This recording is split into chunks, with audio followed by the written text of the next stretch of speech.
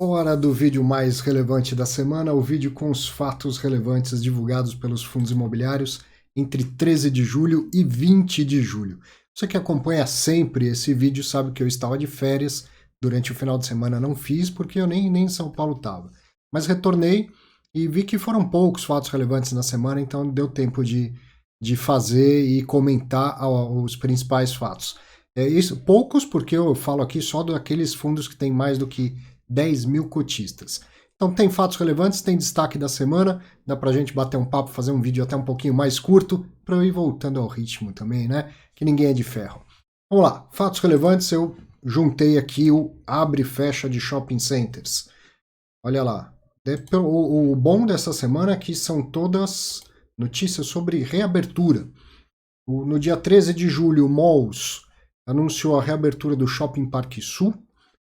O XP Malls, no dia 13 de julho, também a reabertura do Catarina Fashion Outlet, que na semana anterior tinha sido fechado, uma semana depois foi reaberto.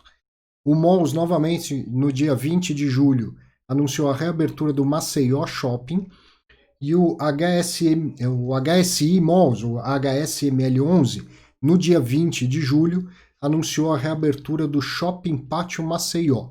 E aqui vale um comentáriozinho, no fato relevante está dito assim, a reabertura do shopping que o fundo tem em Maceió. Então não se deram o trabalho de colocar o nome do shopping lá, não custava, né, pessoal? Mas isso foi então o abre e fecha de shoppings durante a semana, foi só de abre, de reabertura de shoppings, todos esses que foram notificados. Outro fato relevante, esse aqui ele parece antigo, mas eu vou trazer comentários atuais. No dia 13 de julho, Rio Bravo Renda Varejo, RBVA11, que é administrado pela Rio Bravo, todo mundo deve ter acompanhado isso, porque virou uma polêmica grande, né? No dia 10 de julho, o Santander notificou a administradora, dizendo que tinha ajuizado 28 ações para rever o valor do aluguel dos imóveis que ele aluga. São as agências bancárias, todo mundo deve lembrar, as agências que eram daquele fundo Santander Agências, que recentemente foi incorporado pelo Rio Bravo Renda Varejo. O fato relevante era bem maior do que isso, mas assim, substancialmente não tinha mais informação do que isso. Bom, aí no dia 21 de julho, que é o dia que esse vídeo está sendo gravado, a Rio Bravo divulgou não um fato relevante, mas um comunicado ao mercado dando uma atualização sobre o status das ações que foram ajuizadas, né? Então eu vou aproveitar e trazer isso aqui, ó.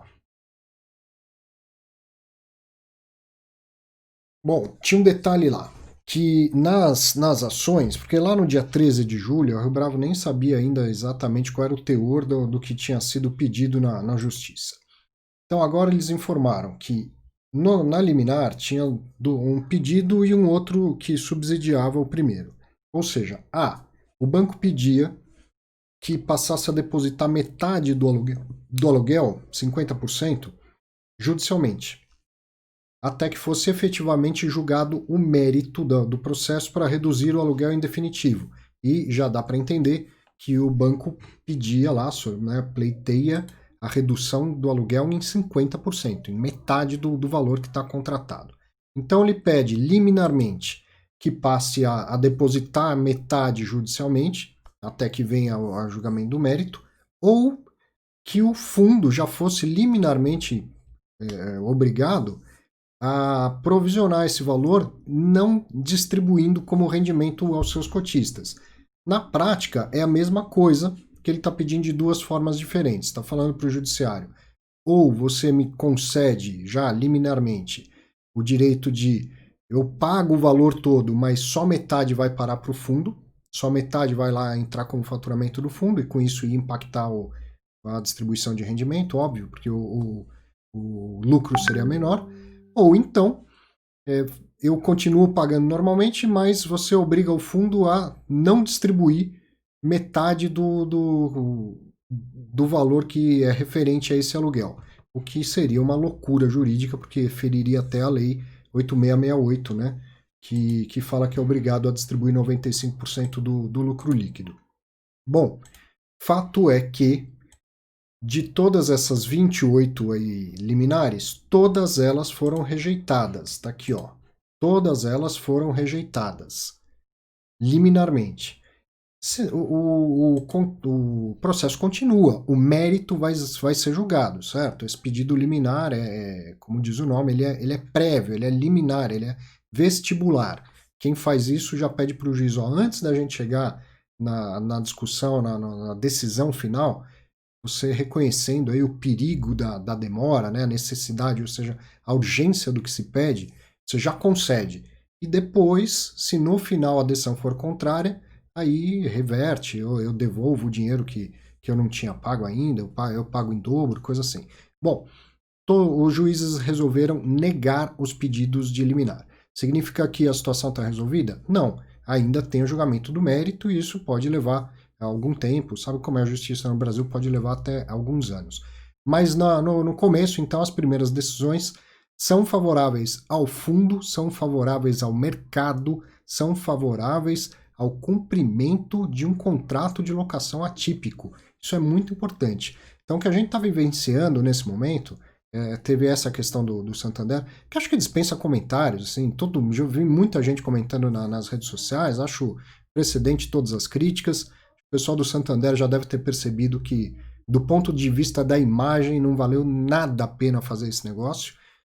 Mas o que a gente vai tirar de bom dessa história toda, não só no caso do Santander e de outras ações que foram ajuizadas por outros inquilinos, em outros casos, em outros fundos, é o grande teste dos contratos atípicos. Eles vão sobreviver a essa enxurrada de pedidos durante a crise. A motivação, nesse caso, foi a mesma, os efeitos da crise no faturamento do banco, nos negócios do banco.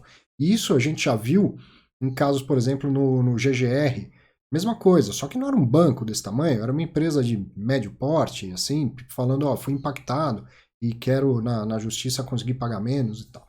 Então o que a gente vai ver ao passar dessa fase aí da crise é um grande teste sobre a eficácia dos contratos atípicos no Brasil.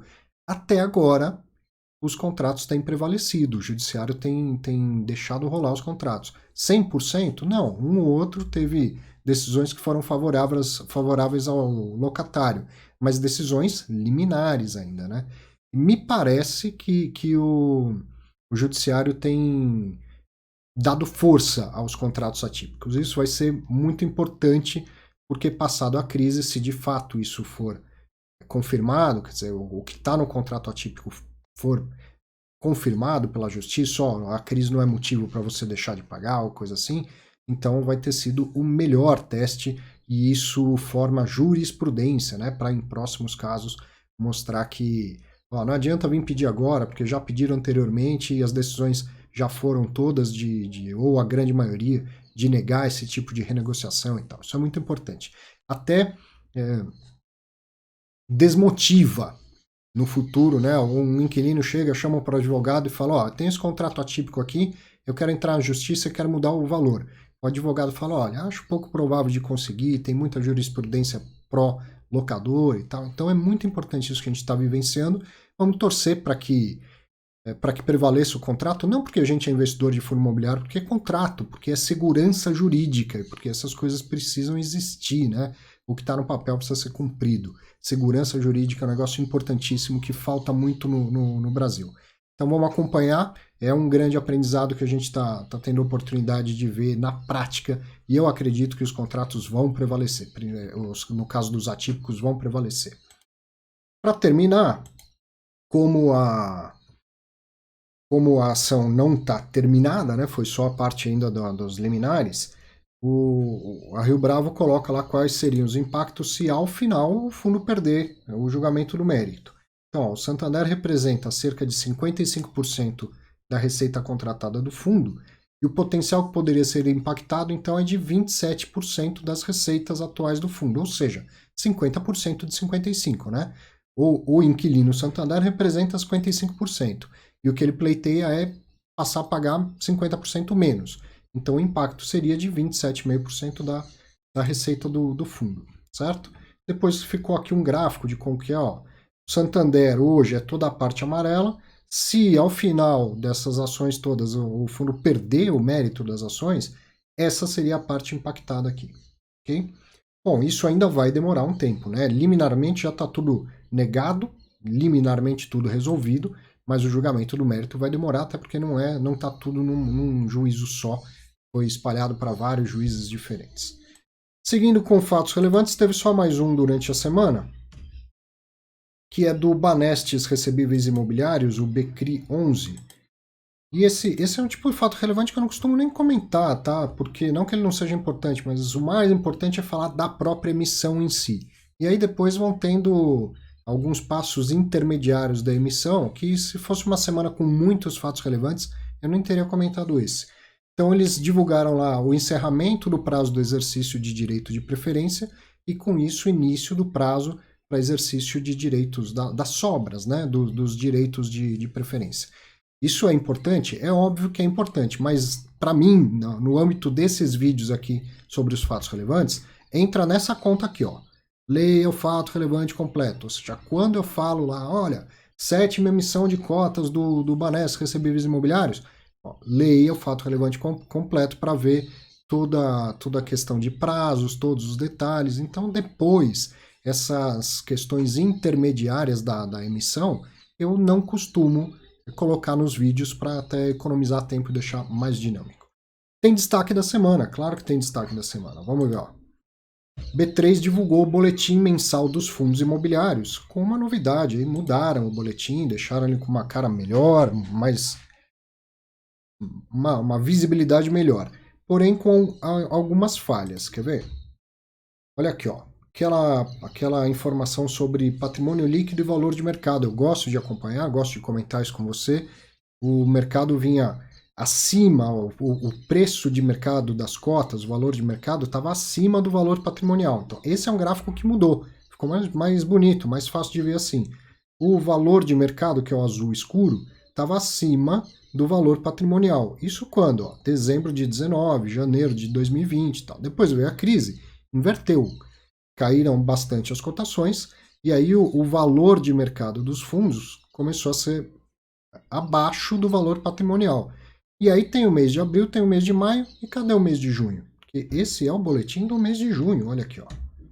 Boletim mensal dos fundos imobiliários, junho de 2020. Então faltou o mês de junho. Pessoal da B3, por favor, refaça, colocando essa barra do mês de junho, porque é um dado importante da gente falar aqui. E eu queria aproveitar para mandar esse recado para o pessoal da B3. Talvez para quem faça, isso seja, preciso fazer os relatórios. Tem o de fundo imobiliário, tem o de ETF, e talvez vocês, a área que faz isso, não tenha noção da importância deste trabalho e do quanto o mercado espera por esse relatório. Não sou só eu para fazer esse vídeo aqui. São os investidores em geral, os administradores de fundos, analistas de mercado. Enfim, essa é uma informação que o mercado aguarda ansiosamente todo mês. É muito importante e muita gente se baseia nisso por vários motivos diferentes, vários motivos. Mas se você pegar lá o prospecto inicial de qualquer emissão de cotas, vai replicar esses dados, por exemplo, vai mostrar olha, a situação atual do mercado, com o que usa como referência? O boletim mensal da B3. Então, olha, carinho ao fazer esse relatório, essas informações, porque muita gente é impactada por isso e muito mais gente do que vocês imaginam leem esse relatório, certo? Então faltou aí a barra do mês de junho, eu espero que retifiquem já para a gente poder mostrar. Depois, crescimento do número de investidores, olha que legal, já somos 901 mil investidores, e aí uma novidade desse relatório é que eles colocaram aqui um detalhamento. Isso ficou sensacional. Então, ó, de 901 mil investidores, 896.511 são pessoas físicas. Depois tem 31 que são instituições financeiras, 844 institucionais, fundos de investimento, fundos de pensão, 112 não residentes, que são, em geral, gringos, mas pode ser um brasileiro que tenha ido morar lá fora e fez a declaração de saída, e outros, né, não sei dizer o que exatamente está dentro de outros, 3.220. Então ficou muito legal isso aqui, a forma de representar a gráfica com barras ficou também mais interessante do que em linha, e esse detalhamento aqui dos tipos de investidores ficou nota 10. Muito boa essa novidade. E uma última informação importante que é a liquidez. Dá para notar aqui, ó, a liquidez tinha caído bastante no meio da crise, já estamos retomando os mesmos níveis de liquidez anteriores da pré-crise. Liquidez é super importante, vinha crescendo, tem muito ainda para acontecer, precisa crescer mais, mas já vem melhorando e voltou ao nível pré-crise. Liquidez é segurança para você poder comprar e vender suas cotas sem ter dificuldade, sem ter uma pressão muito grande de preços. Quando um investidor institucional, a gente viu lá que está aumentando o número deles, o cara, quando ele precisa comprar, ele não compra 5 mil reais, 200 reais, ele compra milhões e milhões de reais. Se a liquidez é pequena, ou ele não consegue fechar negócio num dia só, tem que fazer um pouco a cada dia, ou então ele vai impactar muito os preços, e aí ele também, na hora de vender, não consegue vender num dia só, precisa vender de pouco em pouco, e isso aumenta o risco. Se ele precisa vender, ele acaba gerando uma queda grande no preço das cotas. Então, quanto mais liquidez, melhor, e isso voltou a níveis pré-crise. Com o aumento do número de investidores, é de se esperar que continue crescendo cada vez mais a liquidez do mercado de fundos imobiliários. Muito bem. Fatos relevantes já comentados. Destaque da semana, esse era o principal. Fico por aqui com esse vídeo. Semana que vem tem mais. Compartilhe, me encontre nas redes sociais, compartilhe esse vídeo com as pessoas que você sabe que vão ser bem impactadas por ele. Grande abraço, até o próximo vídeo com os fatos relevantes. Até lá!